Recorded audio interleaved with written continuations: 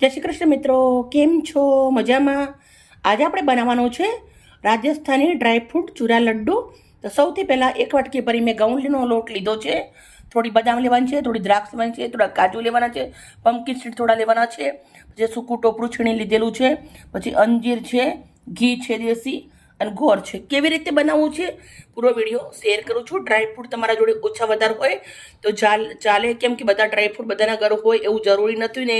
જે બી હોય એનાથી તમે બનાવી શકો છો. તો બનાવવાની રીત ચાલુ કરીએ. સૌથી પહેલાં ડ્રાયફ્રૂટને પીસી દેવાના છે. એકદમ સિમ્પલ છે, સાથે એકદમ હેલ્ધી અને ટેસ્ટી બનશે, બહુ જ સરસ મજાનું. તમે ઇલાયચી જાયફળ નાખવું હોય તો નાખી શકો છો, પણ હું નથી નાખતી, એમને એમ જ બનાવું છું. બદામ, પમ્પકિન સીડ, અંજીર, સૂકી દ્રાક્ષ અને કાજુ અને આ ટોપરું છીણીને આપણે પહેલાં રાખી દીધું છે. એ ટોપરું નથી પીસવાનું. હવે આપણે આને પીસી લેવાનું છે. પીસીને સરસ પાવડર બનાવી દઈશું. મિત્રો તમે જોઈ શકો છો, મેં સરસ મજાનું પીસી અને રેડી કરી દીધું છે. આપણું મિશ્રણ રેડી થઈ ગયું છે. હવે આપણે ઘીના અંદર લોટ શેકશું. એક કઢાઈ લીધી છે, ઘી નાખું છું. ઘીના અંદર ઘઉંનો લોટ નાખી દેવાનો છે. લોટને હવે આપણે શેકવાનું છે મસ્ત. ટેસ્ટમાં બેસ્ટ બનાવવા માટે આપણે 1 ચમચી ચણાનો લોટ નાખું છું. ઘઉંના લોટ જોડે ચણાનો લોટ પણ મસ્ત શેકી દેવાનો છે.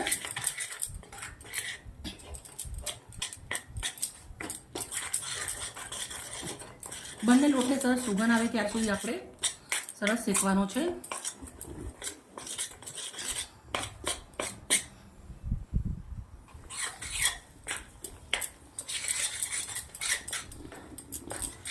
મિત્રો મેં જે વાટકીના માપથી લોટ બનાવ્યો છે એ હિસાબથી બધી વસ્તુ લીધી છે.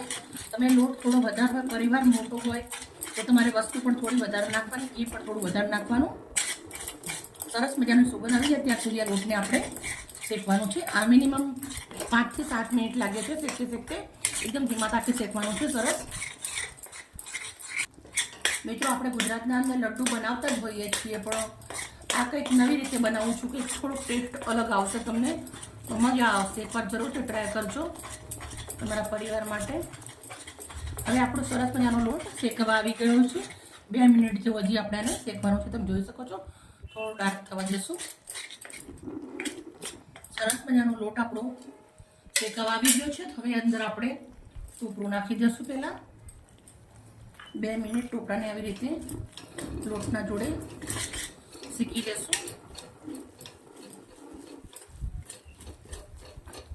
હવે આપણે જૂનો સમારેલો ગોળ છે એ નાખી દઉં છું.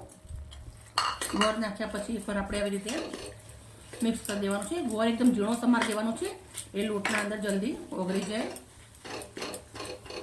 હવે આપણા પીસેલા ડ્રાયફ્રૂટ નાખી દેવાના છે. ચૂરો,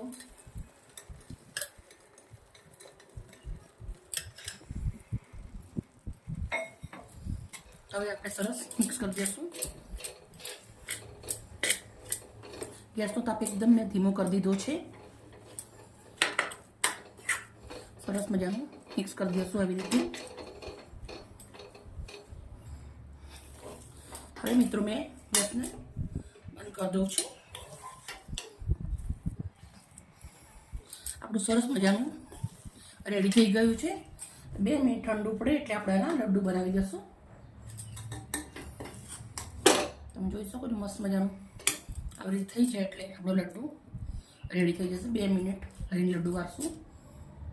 આના અંદર તમે ઇલાયચી પાવડર, જાયફળ જે બી નાખવું હોય નાખી શકો છો, પણ મેં એકદમ સિમ્પલ જ બનાવ્યા છે. ડ્રાયફ્રૂટ નાખ્યા છે એટલે કંઈ પણ જાતનું આપણે બીજું નથી નાખ્યું. તો આપણે સરસ મજાનું આવી રીતે લડ્ડુને શેપ આપી દેવાનું છે.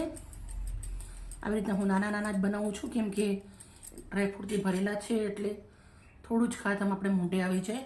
તો બધા જ લાડ્ડુ આપણે આવી રીતે બનાવી અને રેડી કરી દેવાના છે. સ્ટેપ બાય સ્ટેપ હું આવી રીતે બનાવી દઈશ.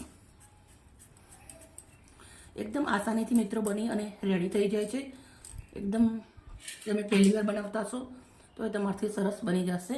બધા જ લાડુ રેડી કરી દઈશ. મિત્રો બધા જ લાડુ બનાવી અને રેડી કરી દીધા છે. એકદમ સિમ્પલ રીતે બનાવ્યા છે. અમારી વિડીયો સારી લાગી તો પ્લીઝ એક લાઈક કરજો. ઓકે મિત્રો, બાય બાય. કાલે આવી નવી રેસીપી સાથે.